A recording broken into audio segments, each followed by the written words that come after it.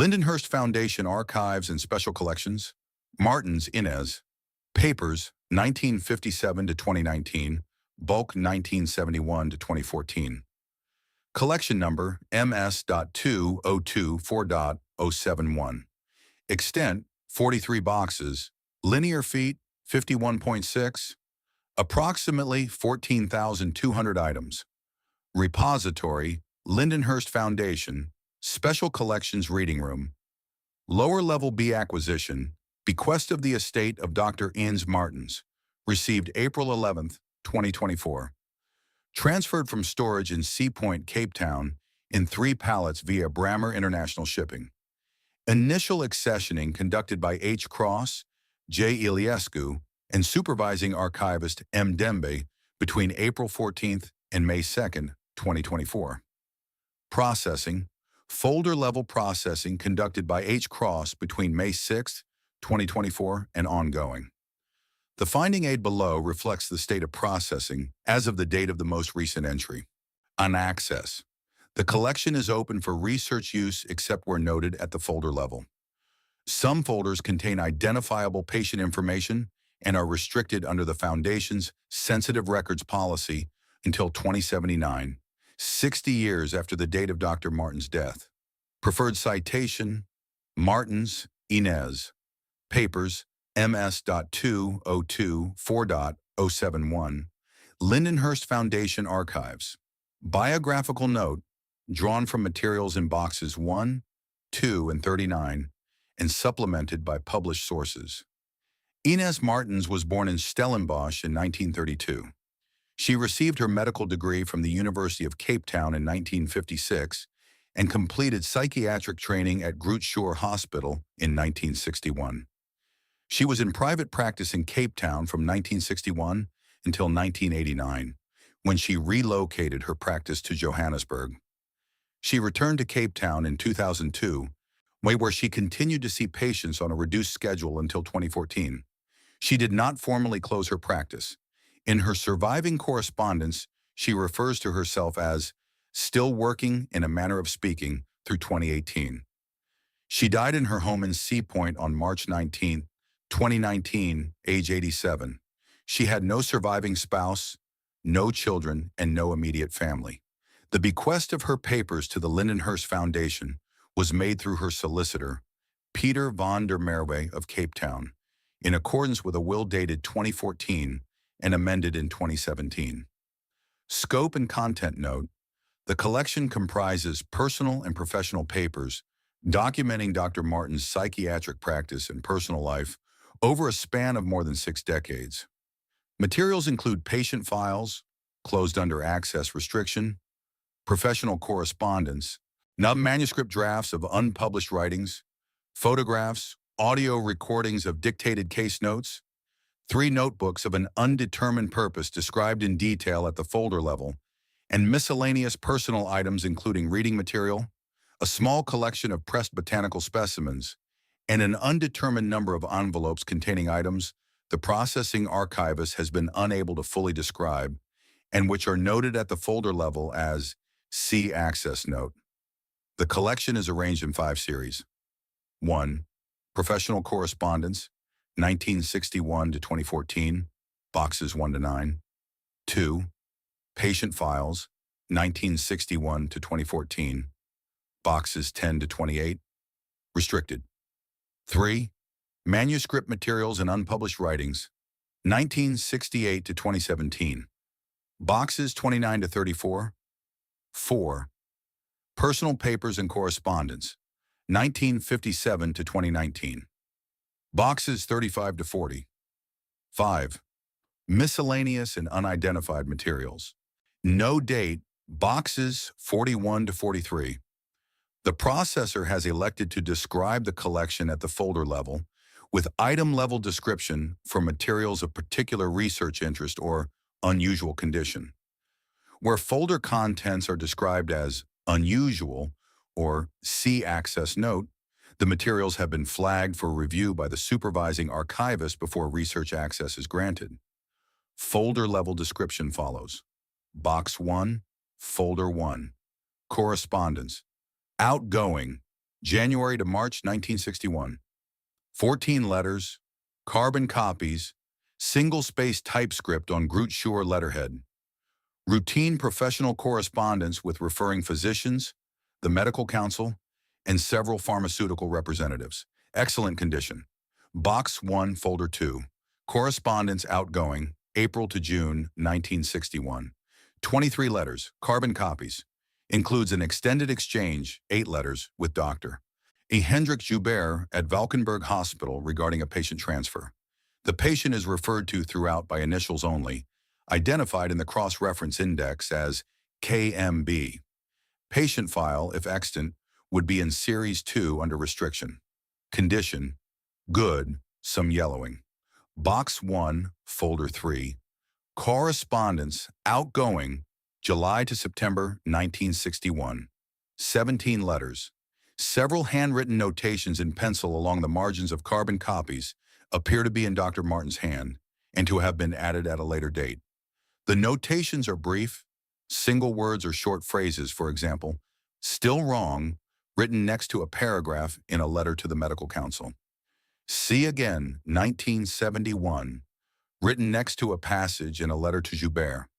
The notations are noted here for the use of researchers. Box 1, Folder 4.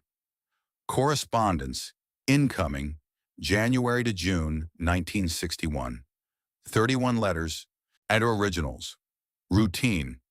Folders 5 to 18 of Box 1 omitted from this excerpt for brevity. Processor's full description available on request. Box 2, Folder 1. Correspondence outgoing, 1962.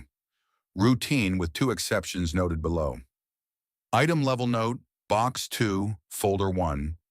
Letter dated April 14, 1962, addressed to Dr. Martin's mother, Mrs. Aletta Martins, in Stellenbosch. The letter is an outgoing carbon copy on Groot Schuer letterhead. The content concerns a patient and is unusual for inclusion in personal correspondence. Dr. Martins generally segregated patient material from family material. The patient is referred to as the gentleman from Winburg. The letter describes the patient's symptoms in some detail and concludes with the sentence, "I find I cannot recommend his discharge, although I cannot articulate the reason in clinical terms. Mama, please pray for him if you are still doing that." The processor notes that this letter has been refiled several times in its life. There are pinholes in 3 different locations and at least 2 different paper clips worth of staining, suggesting it was moved between files repeatedly by Dr. Martins during her lifetime. It is currently filed in the 1962 outgoing correspondence. A researcher's note in the folder, in a hand other than Dr. Martins's, reads "should be impersonal." The processor has retained the original placement in accordance with archival standards. Item level note, Box 2, Folder 1, letter dated September 23, 1962, addressed to Dr. Hendrik Joubert. The letter requests Joubert's opinion on a clinical matter. The body of the letter is incomplete. The second page exists but is blank apart from the closing salutation, so the first page ends mid-sentence. I would value your view on whether the persistence of a search of the 1962 incoming correspondence has been conducted by the processor. No reply from Joubert specifically responsive to this query has been located. It is possible the letter was never sent. Box 2, Folder 2. Correspondence outgoing 1963. Routine. Box 2, Folder 3. Correspondence outgoing 1964. Routine.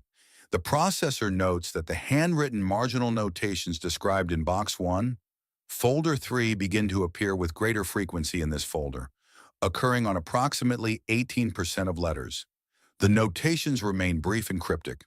The most common notation is the word "again," written in pencil in the upper right corner of certain letters without further context. Box 2, Folder 4. Correspondence, outgoing, 1965. Routine. Notations as above, frequency approximately 22%. Folders 5 to 13 of Box 2 omitted for brevity. Box 3, Folder 1. Correspondence, outgoing, 1966 to 1967. Routine. Notations as above, Frequency variable. Box 3, folder 2. Correspondence outgoing, 1968. The processor wishes to note that beginning with the correspondence of January 1968, certain letters appear to have been written on a different typewriter than the previous correspondence. The earlier correspondence shows the consistent typeface of an Olivetti Studio 44, which Dr. Martins evidently used at her practice. The 1968 letters show two typefaces in alternation, the Olivetti and a second, less common typeface that the processor has not yet identified, possibly a Hermes 3000 or comparable European model. Letters in the second typeface appear to be addressed primarily to non-medical correspondence, family, personal friends, the librarian at the South African Library, but a small number are addressed to Dr. Joubert. The processor offers no interpretation. This is simply a feature of the correspondence that may interest researchers. Box 3, folder 3, correspondence outgoing 1969. As above, the second typeface increases in frequency. Box 3, folder 4, correspondence outgoing 1970. The second typeface is now used in approximately 40% of correspondence. The first typeface, the Olivetti, has been confirmed by reference to a 1971 invoice in Box 35, folder 12 to have been Dr. Martin's office typewriter used at her practice.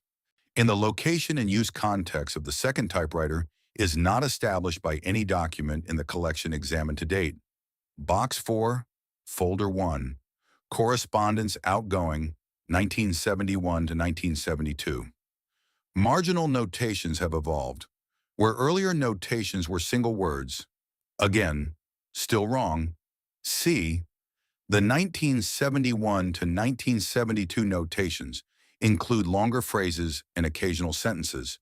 For example, this happened in 1962, also written next to a passage in a letter to a colleague describing what reads, to the processor as a routine clinical case. The phrase, "this happened in 1962, also appears 6 times across the 1971 correspondence in connection with apparently unrelated matters. The processor wishes to note here, for the convenience of researchers, that the marginal notations in this collection appear to be Dr. Martin's working notes to herself, made over the course of decades and seem to function as a system of cross-references between events. The processor has not attempted to decode the system and recommends researchers approach the marginalia as a separate documentary layer of interest in its own right. Box 4, folder 2. Correspondence outgoing, 1973. Routine. Marginal notations continue. Folders omitted. Box 5, folder 7. Correspondence outgoing, 1979. Routine. Notations include, on one letter, the phrase "the same patient," written across the top in capital letters. The letter itself is addressed to a Mrs. Lindiwe Kumalo of Soweto and concerns the rescheduling of a follow-up appointment for an unnamed family member. There is no indication in the letter of which patient the marginal notation refers to, or in what sense the patient is the same. Box 5, folder 8. A correspondence outgoing, 1980. Routine. Box 5, folder 9. Correspondence outgoing, 1981. The processor notes that several letters in this folder, written between March and August 1981, are addressed to recipients in towns and cities the processor has been unable to verify the existence of through standard reference works on the geography of South Africa during the apartheid era. The processor lists 3 of these here for the use of researchers who may have specialized regional knowledge. Mevrouw H. de Vries, Klein Aspeling, Western Cape Province. Dr. F. Modesijn, care of the Health Office, Pavlovsk, Tweeling, Northern Transvaal. Mr. and Mrs. T. Erasmus, Vooruitgang Subdistrict, Postbag 14, Karoo. The processor notes that Dr. Martins's other correspondence of this period addresses recipients at verifiable South African locations and uses the standard postal codes of the era. The above addresses are presented in the same format as the verifiable ones, but searches of postal records Gazetteers and contemporary maps have not located the specified locations. The letters appear to have been delivered, as some include incoming replies in subsequent folders. The processor offers no interpretation. Folders omitted. Box 7, Folder 4. Correspondence outgoing 1989. The folder includes correspondence from before and after Dr. Martin's relocation from Cape Town to Johannesburg in October 1989.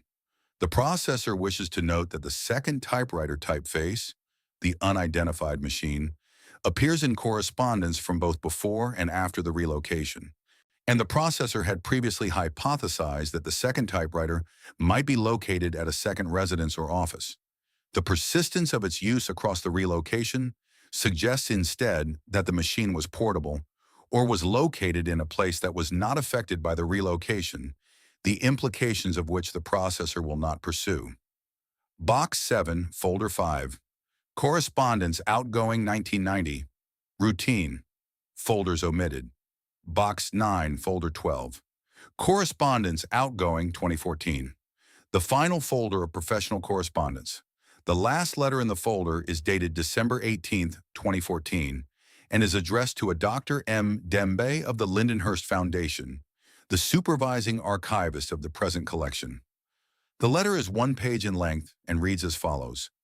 Dear Dr. Dembe, I am writing to you in advance of the bequest that will, in the ordinary course, and eventually reach your institution.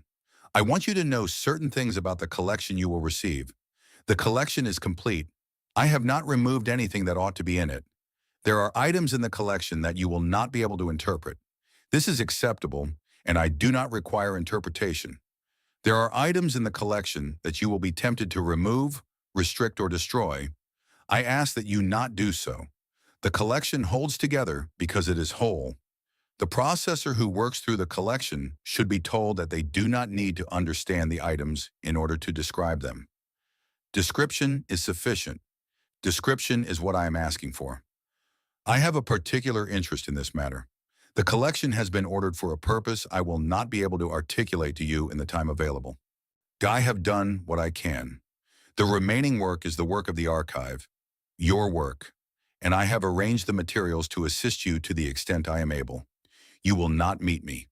By the time this letter reaches you in the form of an accessioned item, I will have been dead for at least 5 years. I have provided in my will that the bequest may not be released for processing until that interval has elapsed. This is to allow the collection to settle. I wish your processor good luck and a clear head. I leave the collection in your care. With regard, Ines Martins. The letter is signed in Dr. Martin's hand. The processor notes that the supervising archivist of the current processing project is, in fact, Dr. M. Dembe, who is the same Dr. M. Dembe addressed in the letter. The supervising archivist has confirmed to the processor that they had no knowledge of Dr. Martin's or the bequest at the time of the letter's writing in December 2014. They first learned of the bequest upon notification by Peter von der Merwe in April 2024. The processor has flagged this folder for the supervising archivist's review and will continue with the next series. End of Series 1 summary. Series 2 is restricted and is not described at the folder level in this finding aid. Researchers seeking access to patient materials should consult the Foundation's Sensitive Records Policy. Series 3. Manuscript Materials and Unpublished Writings. Boxes 29 to 34. Box 29, Folder 1. Manuscript Draft. Notes on the persistence of symptoms after the cessation of treatment, undated, i.e. approximately 1972 to 1976, based on the typewriter typeface and paper stock. 47 pages, single-space typescript with extensive handwritten emendations. The manuscript appears to be a partial draft of a clinical paper that was never published. The argument concerns patients whose symptoms continued to evolve after treatment had ended and whose evolution Dr. Martins describes as intelligent. That is, not random, but responsive to the absence of the clinical relationship in ways that suggest the symptoms themselves possess a quality she will not name in the text. The manuscript breaks off mid-paragraph on page 47. Item level note. The handwritten emendations in this manuscript include a passage on page 31 in which Dr. Martins has crossed out a typed sentence and written above it, "Awen pencil, the patient is not the patient." The original typed sentence read, "The patient continues to manifest symptoms that closely match the patient's previous presentations." The handwritten replacement was apparently never integrated into a clean draft. Box 29, Folder 2. Manuscript draft on the file-patient relationship, undated, approximately 1985 to 1989. 89 pages, single-spaced, considerably more polished than Folder 1, but also incomplete. The manuscript advances a concept Dr. Martins calls documentary persistence, which she defines in a passage on page 12 as the tendency of clinical records, under certain conditions, to continue to behave as though their subjects were active. This is observed most reliably in cases of patients lost to follow-up, deceased patients, and when patients whose treatment was discontinued by mutual consent. The records associated with such patients in approximately 4% of cases, by my own informal count, drawn from my own files, exhibit features that I would, in any other context, describe as evidence of ongoing engagement. Marginal notes I do not remember writing, appointments scheduled but not attended. In 2 instances, payments received from estates whose executors deny having authorized them. Item level note, page 12 of this manuscript, where the definition of documentary persistence appears, has been damaged. There is a circular stain on the page, approximately 3 centimeters in diameter, brownish, with the consistency of dried tea or coffee. The stain partially obscures the word engagement in the sentence above, but the word can be read by holding the page to light. The stain does not appear on adjacent pages, which is unusual. Spilled liquid normally penetrates several pages of a stack. The processor offers no interpretation. Box 29, Folder 3. Manuscript draft, untitled, approximately 1992. 12 pages. The manuscript begins, "I am writing this for myself. I will likely not retain it. Even if I do retain it, I will likely not act on it." The remainder of the manuscript discusses, in second-person address to the writer herself, the question of whether to inform an unnamed colleague of certain observations Dr. Martins has been making about her own correspondence files. The colleague, never named, it was described as the only person I trust to receive this without immediately suggesting I retire. The manuscript ends with the sentence, "I will not send this. I will file it and forget I have written it. By the time I find it again, it will be in someone else's hands." The processor notes that the manuscript is now in the hands of the processor, who is processing it, in accordance with Dr. Martins' prediction. Box 29, Folder 4. Manuscript draft, on the file-patient relationship, revised version, approximately 1996. 134 pages, single-spaced, with substantial revisions. This version omits the passage defining documentary persistence in favor of a more guarded discussion of anomalies of clinical record-keeping.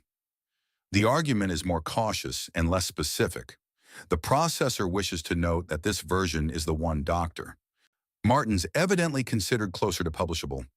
The earlier draft, Box 29, Folder 2, is annotated in her hand with the note "To direct." Folders omitted. Box 31, Folder 9, notebook, undated, no identifying information on cover. Black hardcover, a 5 size, approximately 200 pages, fully written in.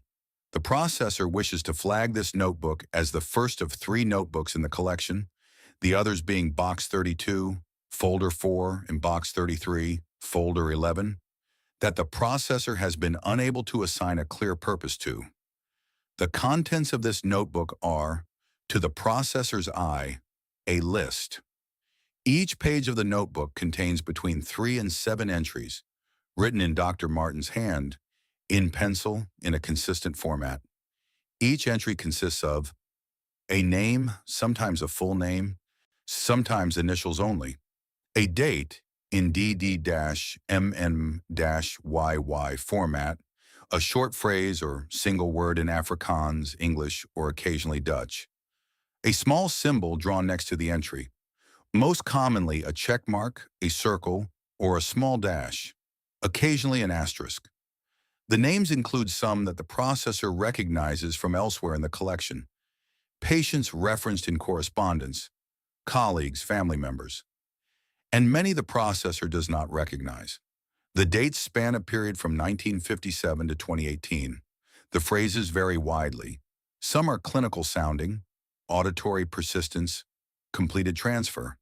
Some are personal, the wedding, her mother's house. Some are uninterpretable, the color of the wall, before he came back. The symbols appear to constitute a tracking system, with the check mark predominating, the circle next, and the dash and asterisk relatively rare. The notebook contains, by the processor's count, 1,847 entries. The processor notes, for researchers, that approximately 200 of the entries, distributed throughout the notebook, not concentrated at the beginning or end, have dates in the future relative to Dr. Martin's death in March 2019. The latest date the processor has located in this notebook is 06-08-31, which the processor reads as August 6, 2031. The processor offers no interpretation. Box 31, folder 10. Loose pages, undated, found inserted into folder 9. 14 pages varying in size and paper stock. Each page contains a single name, written large with no other content. The names do not appear to overlap with the names in the notebook. The processor has prepared a separate index of the names on these pages, available on request. The processor wishes to note for the supervising archivist's attention that the processor's own surname appears on one of the pages. Box 32, folder 4. Notebook, undated, no cover identification. The second of the 3 unassigned notebooks. Identical format to the previous notebook, but in different ink, blue ballpoint rather than pencil, and apparently written more recently, possibly post-2000.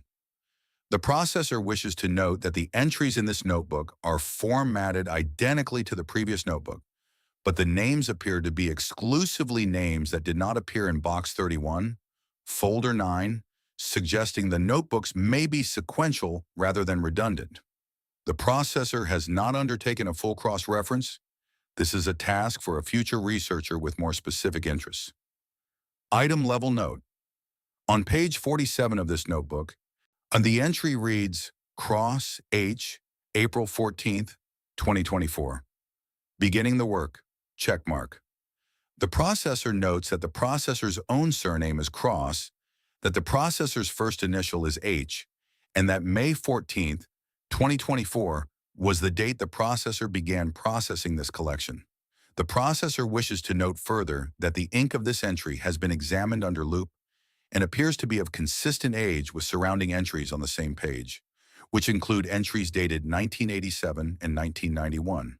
The page, in other words, does not appear to have been written on more recently than other pages of the notebook. The processor has consulted with the supervising archivist on this matter.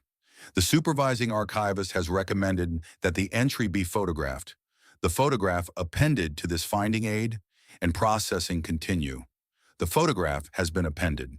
In Box 32, Folder 5, Notebook, undated, the third unassigned notebook, format as above.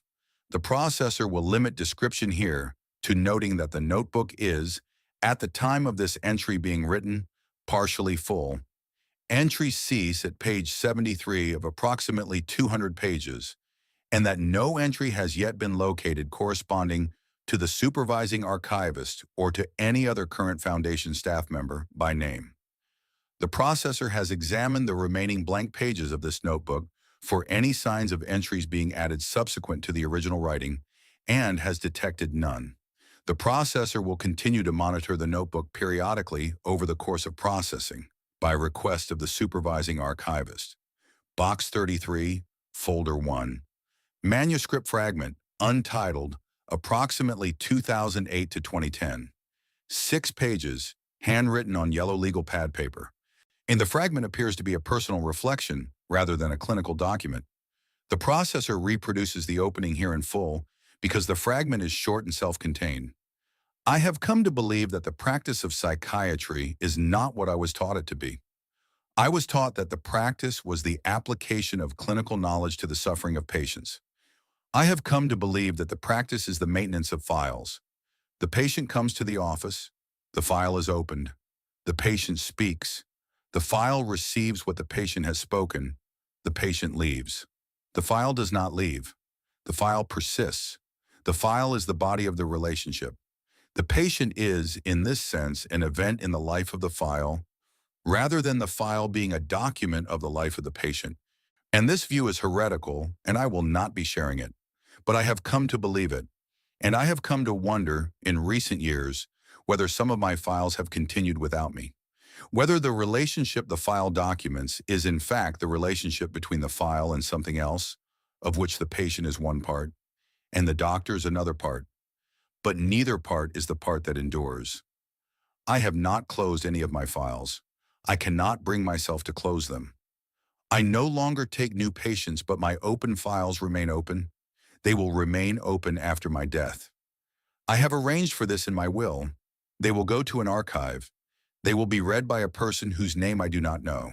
The file will continue to be the file. The relationship the file documents will continue. I do not know what this means, and I do not need to know.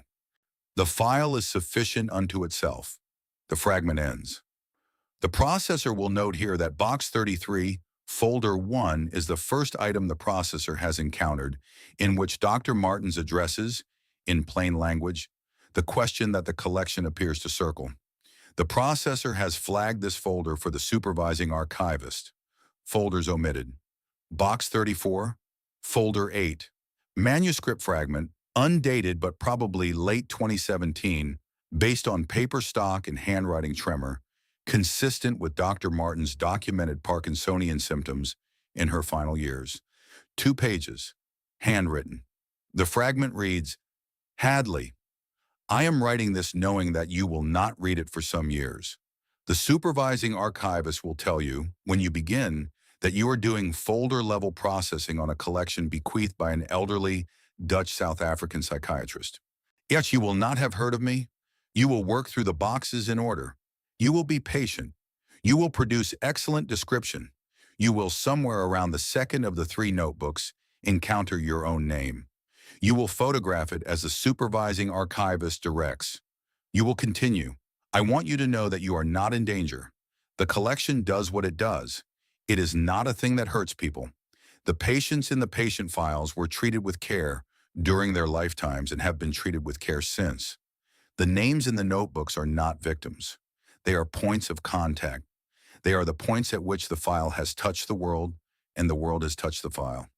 You are one of those points. You will be in the 3rd notebook by the time you finish processing. You will not write your own entry. If the entry will be there when you arrive at the page, you will photograph it and append the photograph to the finding aid as instructed. I am sorry for the way this has reached you. There is no other way for it to reach you. The collection cannot describe itself. It needs you and the next person and the person after that in order to continue to be a collection. This is the work I have asked the Foundation to do. It is the work I have asked you specifically to do, although you and I will never meet. You should know one further thing. The 3rd notebook is not full. There is room in it. There has always been room in it for what I have not yet written. The notebook continues to be written in the manner of the file that documents itself. You may notice this as you process the remaining boxes. You should not be alarmed. You should photograph each new entry as you find it and append the photograph to the finding aid. This is the work. With my regard and with my apology, Inez. The processor notes that the processor's first name is Hadley. The processor has flagged this folder for the supervising archivist's review. The supervising archivist's response, dated September 18, 2024, is appended below as a single-page memo.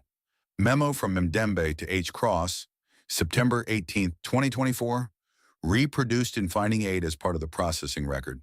Hadley, thank you for flagging Box 34, Folder 8. I have reviewed the materials and consulted with our legal counsel and with the president of the Foundation. We are in agreement that processing should continue. I want to address directly the concerns you raised in your meeting with me on September 12th. The collection is unusual. Yes, we are aware. The unusual qualities do not constitute a threat to you. They constitute a curatorial situation that the Foundation has in fact encountered before. Not in the form of this collection, which is unique, but in the broader category of bequests from individuals who have shaped their archives with intention. We are an institution that takes such bequests seriously. We do not redact, edit, or refuse them on the basis that the bequeathed materials describe processes the institution does not fully understand. You have asked whether you should be reassigned. I have considered this. I am declining to reassign you. I am not declining for institutional reasons. I am declining because the collection has, by the evidence of the notebook, named you. Reassigning you would not change that fact.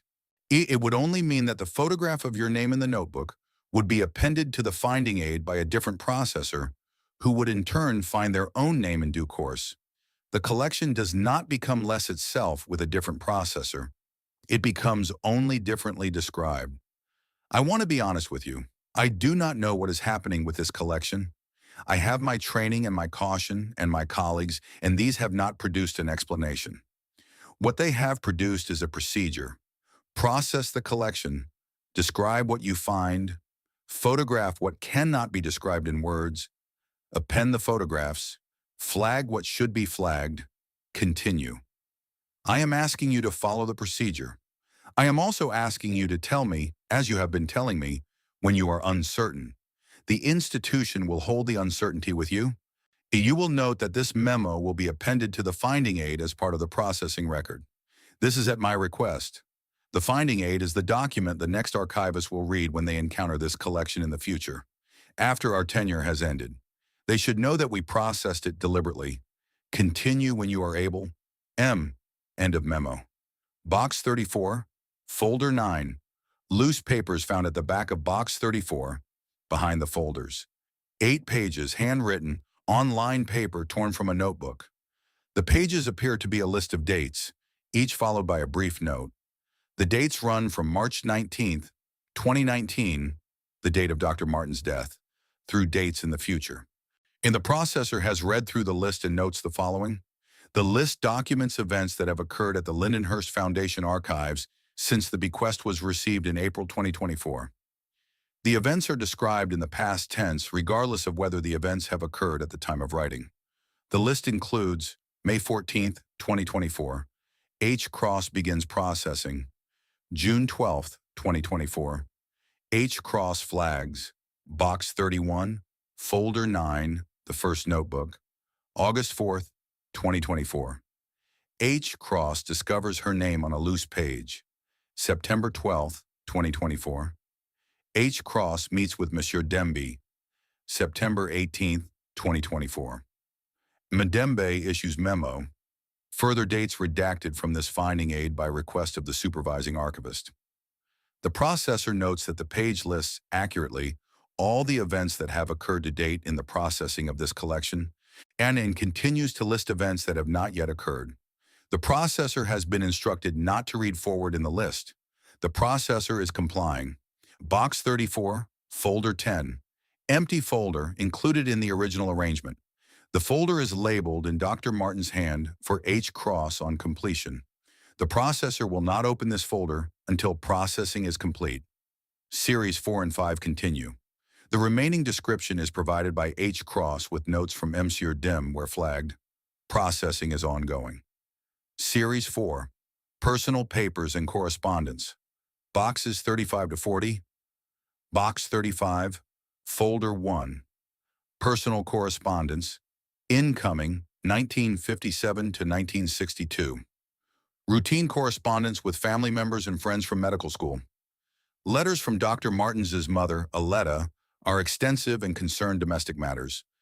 The letters from her mother continue beyond Aletta Martin's death in 1971, with the same handwriting and the same domestic concerns until 1989. The processor has confirmed Aletta Martin's date of death through external records. Death certificate, March 12, 1971, Stellenbosch.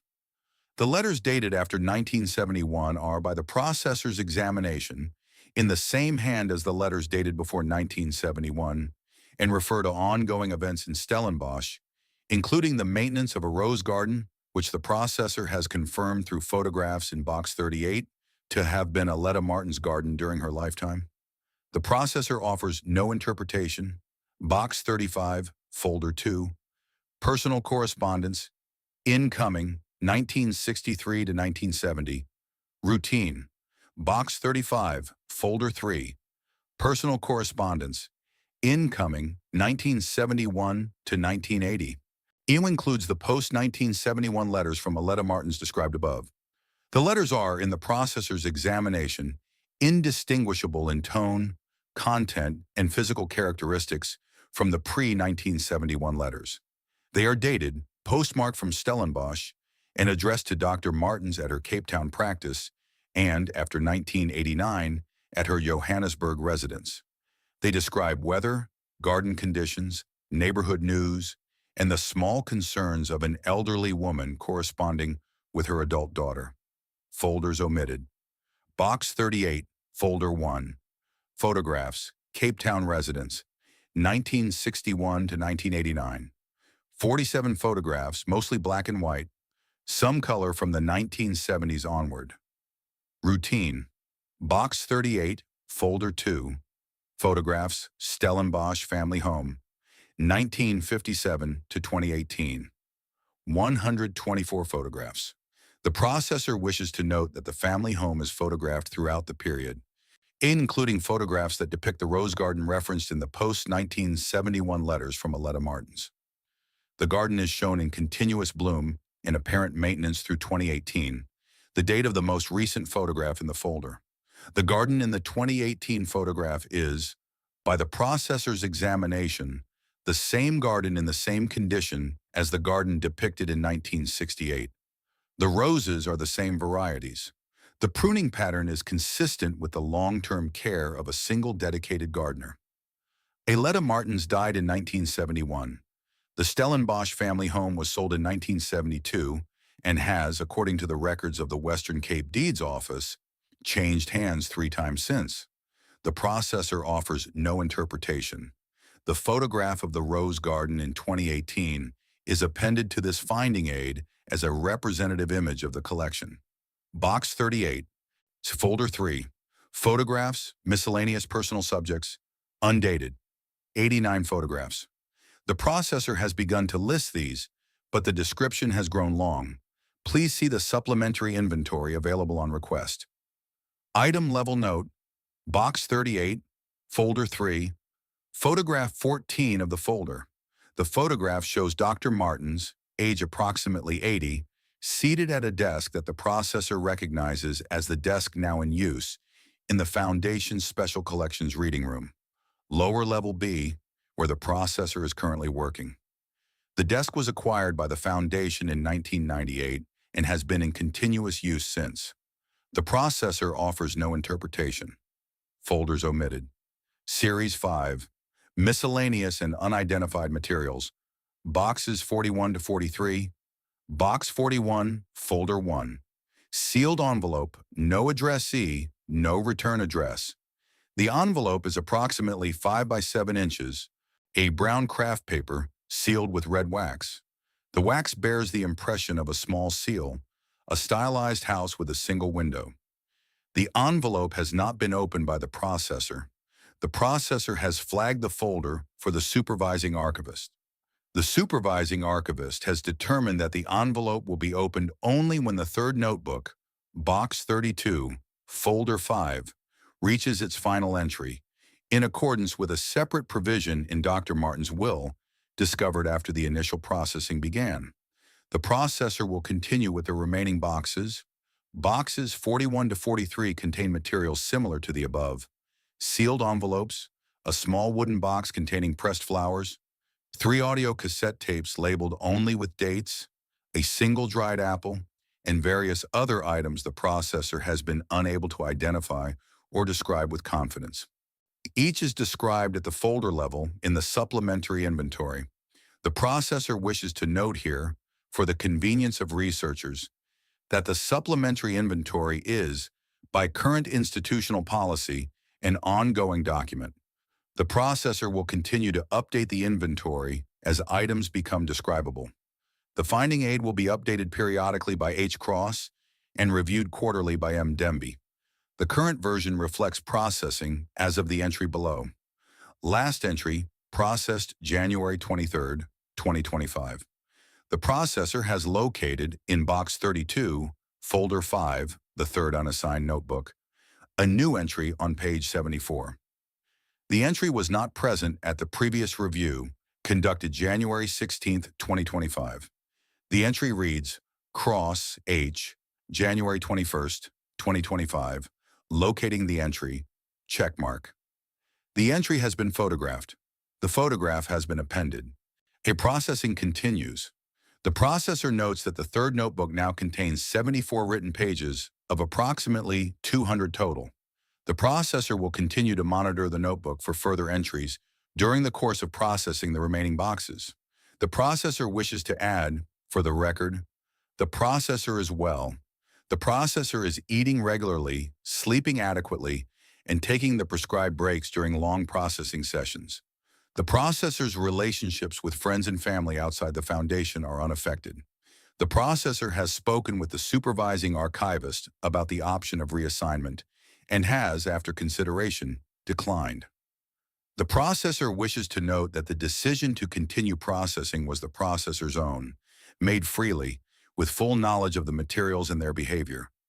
The processor wishes to note that this paragraph has been added at the processor's discretion and is not standard practice in finding aids. The processor wishes future readers of this document to know that the processor was a person who made decisions, who described what could be described, and who continued the work. The processor's name is Hadley Cross. The finding aid will be updated. End of current finding aid. Last revision, January 23, 2025. Next scheduled review, April 23, 2025.